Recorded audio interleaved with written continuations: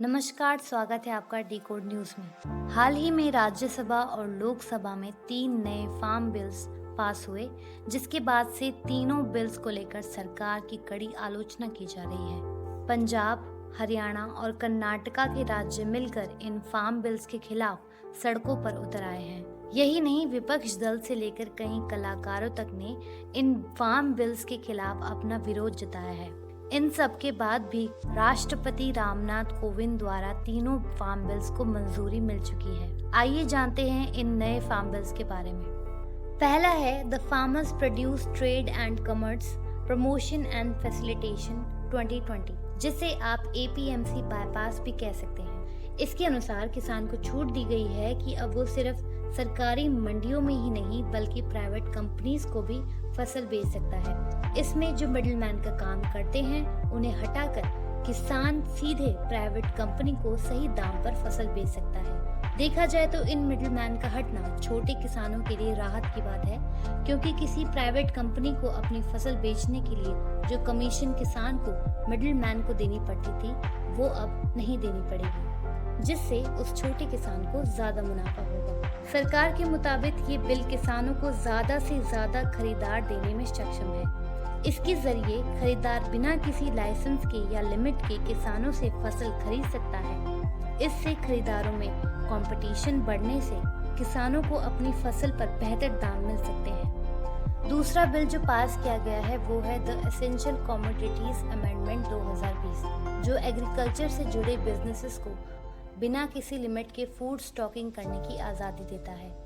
और तीसरा बिल है farmers empowerment and protection agreement on price assurance and farm services 2020, जिसे आप सीधे सीधे कॉन्ट्रैक्ट फार्मिंग से संबंधित बिल भी कह सकते हैं। इसके तहत अब कोई भी किसान किसी भी प्राइवेट कंपनी के साथ एक कॉन्ट्रैक्ट पर आधारित फार्मिंग कर सकता है, यानी किसान वही उगाएगा जो कंपनी ने कॉन्ट्रैक्ट में मांगा है।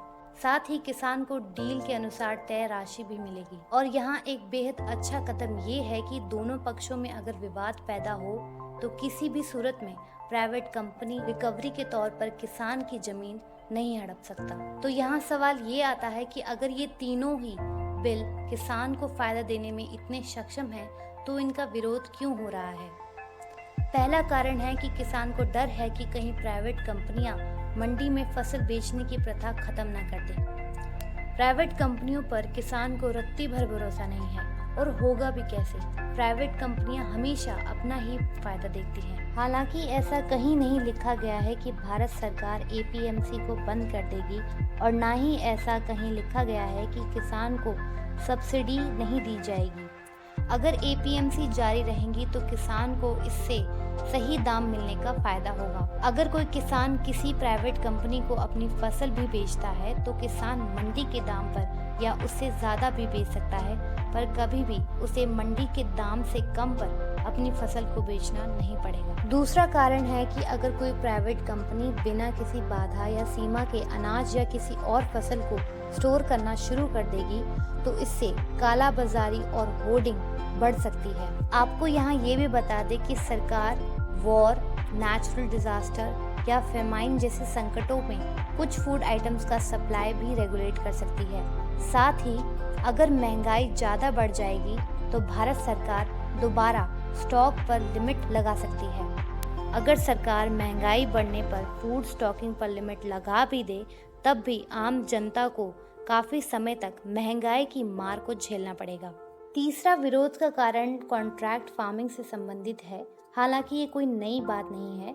देश भर में कई किसान प्राइवेट कंपनीज के साथ कॉन्ट्रैक्ट साइन करते हैं, जिसमें बताया जाता है कि किसान उस कंपनी को क्या उगाकर देगा और किस दाम पर कंपनी उसे किसान से खरीदेगी। अगर हम भारत के इतिहास में झांककर देखें तो गांधी जी का मशहूर आंदोलन सिविल डिसओबीडियंस की शुरुआत होती है एक छोटे से गांव चंपारण से। यही वो गांव है जहां ब्रिटिश राजकाल के दौरान इंडिगो यानी नील की खेती पर किसानों के साथ कॉन्ट्रैक्ट फार्मिंग की जाती थी।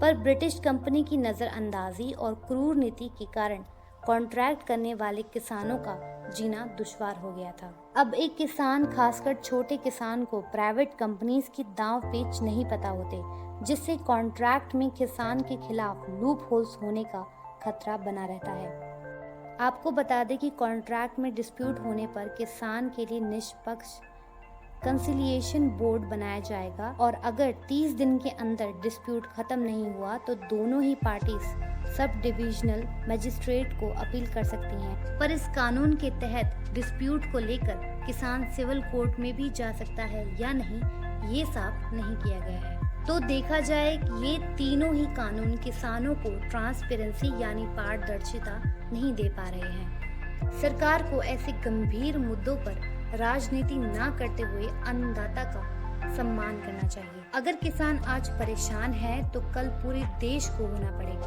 क्योंकि अगर किसान ही तंग आकर काम करना बंद कर देगा तो आप खाएंगे क्या? ये फार्म बिल्स हार जीत का मुद्दा नहीं है, बल्कि देश के किसान और आम जनता का है। ये मुद्दा हमारे देश के भविष्य का है। लाइक एंड शेयर करें इस वीडियो को और सब्सक्राइब करें डिकोड न्यूज़ को। धन्यवाद।